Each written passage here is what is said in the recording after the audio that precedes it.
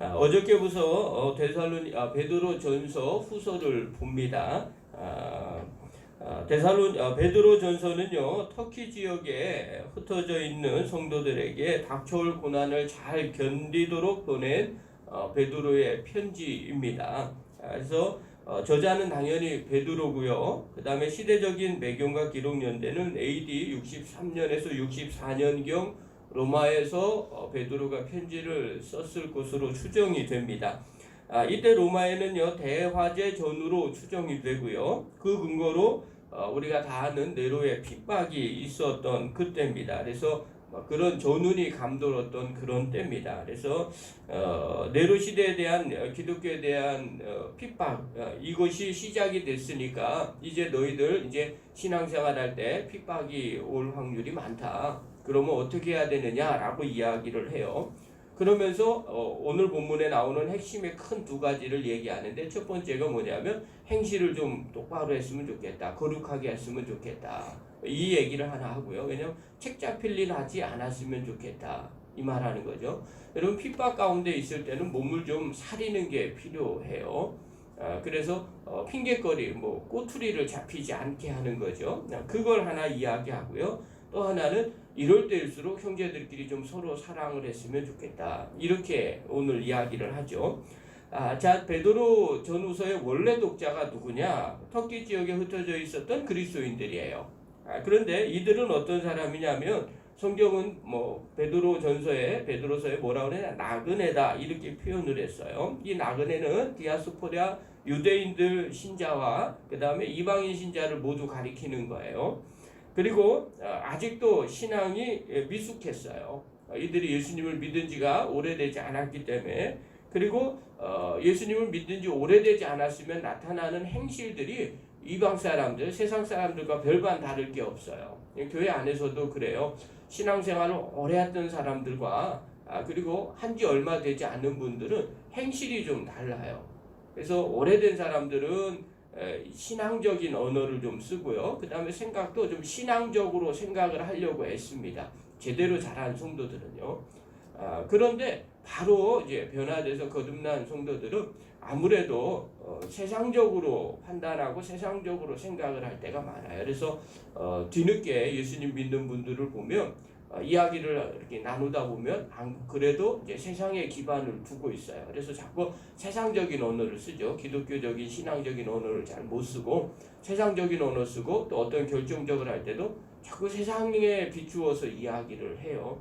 그러다 그런 이야기들 들어보면 아직 신앙이 온전히 성숙해지지 않았구나, 이런 생각들을 갖게 되는 거죠. 또 그것 때문에 이제 사람들에게 책 잡히는 일들이 일어나요. 믿는 사람과 믿지 않는 사람의 차이가 뭐냐, 이렇게도 이야기를 하죠. 그래서 아직 신앙이 미숙하고 옛 습성이 남아있는 성도들, 이런 성도들은 죄의 유혹을 받기 쉽기 때문에, 또 그것 때문에 다른 사람한테 비방거리가 되니까 이 부분을 좀 이야기를 해요. 그래서 좀 조심했으면 좋겠다. 그 다음에 성도들은 다가오는 큰 환난을 준비를 해야 된다. 그러니까 아직 준비가 되지 않은 모습이 보이는 거죠. 그래서 좀 그런 준비를 좀 했으면 좋겠다. 그래서 어려움을 겪어보면 이 사람이 믿음이 있는지 없는지를 알 수 있게 되는 거죠. 그래서 이럴 때 어떻게 해야 되느냐? 그리스도의 고난을 좀 기억을 했으면 좋겠다. 이 얘기를 하고 있는 거예요. 자, 그러면서 내용들이 어떤 내용들이냐? 고린도전서 전체의 내용들을 보면 이 땅은 나그네로 사는 것이다. 그리고 하나님의 영광을 참여하려면 당연히 고난에 참여해야 된다. 그래서 십자가의 영광 없이는 고난도 없다. 십자가 없이는 영광도 없다.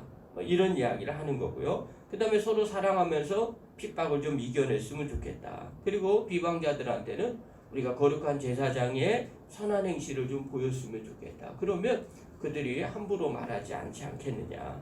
그리고 복종하는 좀 태도를 가져서 정부에 불필요한 오해를 사지 않도록 했으면 좋겠다. 왜냐면 로마가 핍박하려고 하니까 자꾸 불필요한 오해를 사는 말과 행동을 하면 안 되잖아요. 그래서 그런 부분을 이야기를 해요.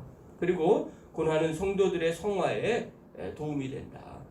그래서 이 고난 때문에 정말 믿음이 있는지 없는지 알게 되고 우리가 더 그리스도와 가까워지게 된다. 그러니 서로 사랑을 좀 해라. 이렇게 이야기하는 장면이 이 베드로 전후서예요. 연말에 이 베드로 전후서를 읽게 되는 상황이 제가 어저께 말씀 묵상하면서 그런 생각이 들었어요. 한국 교회의 시국과 거의 비슷하다. 이제 기독교는 뭐 1등 뭐 앞서가는 뭐 신앙이 아니에요. 종교가 아니에요. 오히려 세상에 지탄을 받게 되는 그런 현상들이 많이 일어났어요. 이래서 이럴 때일수록 우리가 좀 조심스럽게 접근을 할 필요가 있고요. 겸손해질 필요가 있고요. 또 책 잡히지 아니할 그런 행동들을 할 필요가 있더라는 거예요. 그러나 그 안에서 우리가 더 주님을 닮아가게 되고요. 또 더 뜨겁게 사랑하는 일을 계속해야 되겠죠. 자, 그러면 어저께는 뭘 했느냐? 우리가 지난 시간에 안 봤지만 1절 2절에는 인사였어요. 너희들 나그네로 살았다. 왜냐하면 디아스포라니까 이게 마음의 피부에 와닿는 거예요. 외국에서 사는 사람들한테 고국 사람들 당신은 이제 나그네입니다 하면 마음에 많이 와닿거든요. 그러니까 나그네로 지금 살고 있지만 성부와 성자와 성령의 역사로 구원받은 자다. 그게 1장 1절부터 2절에 나와 있는 내용이에요. 그리고 3절부터 12절에는 힘들고 어려운 환난 가운데 있다 할지라도 산 소망을 가져라. 예수님도 고난 후에 영광을 받았다. 그리고 죽은 자 가운데서 부활하셨다. 그러니 우리 안에 시험이 있는데 이 시험 때문에 근심은 할 거다. 왜냐하면 시험이 오면 누구나 다 마음 가운데 근심 걱정이 왜 없겠어요. 크고 작은 걱정들이 있어요. 그러나 구원의 확신으로 견디기를 바란다. 이게 지난 시간에 1장 1절부터 12절까지의 내용이에요. 자, 그럼 오늘은 13절부터 마지막 절까지의 내용이에요. 성도의 고난과 거룩한 삶에 대한 내용을 이야기를 해주고 있어요. 자, 시험으로 잠깐 근심하지만 구원의 확신으로 견디어 내려면 어떻게 해야 되느냐. 오늘 13절 얘기합니다. 읽겠습니다. 13절 시작. 그러므로 너희의 마음의 허리를 동이고 근신하여 예수 그리스도께서 나타나실 때 너희에게 가져다 주실 은혜를 온전히 바랄지어다. 아멘. 여러분 여기서 그러므로라고 얘기하는 것은 시험이 올 것이다. 그러나 구원의 확신으로 반드시 견디면 그렇게 하기 위해서는 어떻게 해야 되느냐? 마음의 허리를 동이고 근신하면서 은혜를 온전히 바라봐라. 마음을 허리에 동인다는 거죠. 마음의 허리를 동인다. 여기서 동인다라는 이 헬라어가 뭐냐면요. 아나조사 메노이라는 단어예요. 뜻이 뭐냐면 급한 일을 당할 때 취하는 태도예요. 대표적으로 이 단어가 어디에 쓰였냐면 출애굽기 12장 11절에 애굽을 탈출할 때 6월절 바로 전날에 이 내용이 적혀져 있어요. 그래서 허리를 급한 일을 당할 때 허리를 반드시 동이는 것. 그리고 빨리 움직이는 태도를 취하는 것. 자, 이 말은요. 정신적이든 육체적이든 게으른 삶을 반성하고 목표로 매진하는 자세를 의미하는 거예요. 자, 그러면 지금 베드로가 어떤 이 디아스포라들에게 뭐라고 이야기를 하느냐, 어떤 목표에 너희가 지금 마음의 허리를 동여야 되느냐, 근신하고 달려가야 되느냐, 15절을 얘기하고 있어요. 15절 읽겠습니다. 시작. 오직 너희를 부르신 거룩한 이처럼 너희도 모든 행실에 거룩한 자가 되라. 모든 행실에 예수님이 거룩하신 것처럼 거룩하게 매진을 하라는 거예요. 왜 이렇게 이야기하느냐? 앞에 14절에 보면 너희가 알지 못할 때 너희 사욕을 본받지 말라는 거야. 너 지금 이런 심각한 위기의 때는 세상 욕심들, 세상의 모습들, 옛날에 했던 그런 형식들의 사욕을 본받지 말고 너희를 부르신 거룩한 자처럼 모든 행실을 거룩한 자가 되기를 바란다. 그러면서 이야기를 해요. 17절 보십시오. 17절 읽겠습니다. 시작. 외모로 보시지 않고 각 사람의 행위대로 심판하시는 이를 너희가 아버지라 부른즉 너희가 나그네로 있을 때 두려움으로 지내라. 자, 왜 그렇게 얘기하느냐? 하나님이 어떤 분인 줄 아느냐? 하나님은 각 사람의 행위대로 심판하시는 이다. 그러니까 너희가 나그네로 있을 때, 이 세상을 살고 있을 때 두려움으로 지내라. 그래서 늘 행실을 점검을 하고 그리스도를 거룩한 자의 모습으로 닮아가라. 왜 그렇게 닮아가야 됩니까? 아니, 너희들이 예수님의 보배로운 피로 거듭난 사람이 되었지 않느냐. 그렇게 이야기를 하는 거예요. 그러면서 이야기해요. 하나님께서 우리를 친히 대속해 주셨으니까 우리가 당연히 예수님 거룩한 모습으로 닮아가야 되지 않느냐. 그리고 그분은 행위대로 심판하시는 분이다. 그러니까 이 땅을 살면서 나그네와 같은 우리가 늘 매사에 조심하고 또 조심해야 된다.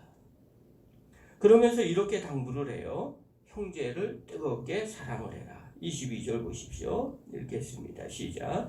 너희가 진리를 순종함으로 너희 영혼을 깨끗하게 하여 거짓이 없이 형제를 사랑하기에 이르렀으니 마음으로 뜨겁게 서로 사랑하라. 형제를 사랑을 하라. 구원받았으니까 하나님 거룩한 자가 되기를 바란다. 그러면서 그 다음 얘기하는 거죠. 형제를 좀 뜨겁게 사랑했으면 좋겠다. 왜 형제를 사랑하느냐? 23절 보십시오. 읽겠습니다. 시작. 너희가 거듭난 것은 썩어질 씨로 된 것이 아니요 썩지 아니할 씨로 된 것이니 살아있고 항상 있는 하나님의 말씀으로 되었느니라.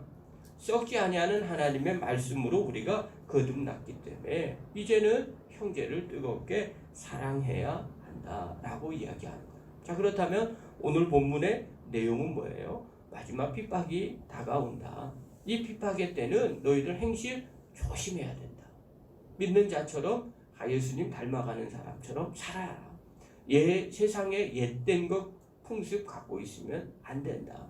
왜냐하면 주님이 그 행위대로 심판하시는 분이기 때문에 그렇다. 그분이 우리를 구원하셨지 않느냐. 그러니까 예수님 꼭 닮아야 된다. 그리고 너희가 구원받았다면 당연히 하나님 말씀의 씨로 된 건데 변치 않는 하나님의 약속의 말씀의 씨인데 그 씨는 뭐냐? 피차 뜨겁게 구원받았으니까 형제를 사랑해라. 이 사랑해야만 핍박 가운데서도 넉넉하게 이겨나갈 수 있기 때문에 그래요. 자, 그렇다면 오늘 본문을 통해서 우리가 깨달아야 될 내용이 뭐냐? 두 가지예요. 첫 번째, 핍박이 올수록 우리 행실에 책 잡히지 않도록 해야 된다는 겁니다. 여러분, 분위기가 좋을 때는요, 막 농담해도 되고요, 뭘 해도 됩니다. 그래도 넘어갑니다. 그런데 상대방이 예민해져 있을 때는 어떻게 해요? 농담도 조심해야 돼요. 가려서 해야 됩니다. 농담인데요. 안 받아줍니다. 마찬가지죠. 세상에서 우리를 핍박할 때가 되면 항상 조심하고 또 조심해야 돼요. 행실조차도 조심해야 되는 거죠. 그것은 결국은 예수님을 본받는 자의 삶을 살아야 되는 거예요. 거룩한 삶이 바로 그런 거죠. 그렇기 때문에 오늘 지금 우리 시대하고도 크게 차이가 나지 않습니다. 이것은 신앙을, 믿음을 후퇴하라는 얘기가 절대 아닙니다. 지혜롭게 신앙생활을 더 열심히 잘해라는 얘기예요. 이전과 같이 아무 생각 없이 대충대충 하라는 게 아니죠. 이럴 때일수록 깨어 있어야 된다. 이럴 때일수록 더 가까이 있어야 되고요. 이럴 때일수록 더 하나님 앞에 가까이 가야 되는데 어떤 방법으로 가까이 가느냐라는 것들을 계속해서 생각해야 된다는 거예요. 그러므로 여러분 거룩해지기를 바라고요. 어려운 상황 가운데일수록 더욱더 예수님을 닮아가기를 바랍니다. 또 개인적으로 어려움을 겪는 분들도 계세요. 힘든 그런 상황 가운데 있고요. 믿음이 멀어질 것 같아요. 그것이 또 주변의 환경이 핍박하는 것처럼 보일 때가 있어요. 그럴 때도 마찬가지예요. 더 생각하셔야 돼요. 더 깊게 바라보셔야 돼요. 그래서 이 핍박이라는 것은요. 정말 그것을 깊게 생각하고 잘 준비하는 사람에게는 믿음이 더 발전하는 그리고 성장하는 더 나아가는 단계로 바뀌어집니다. 그래서 핍박이 때로는 축복이 되는 겁니다. 그러나 깊게 생각하지 않으시면요. 그냥 핍박은 무너지게 되는 거예요.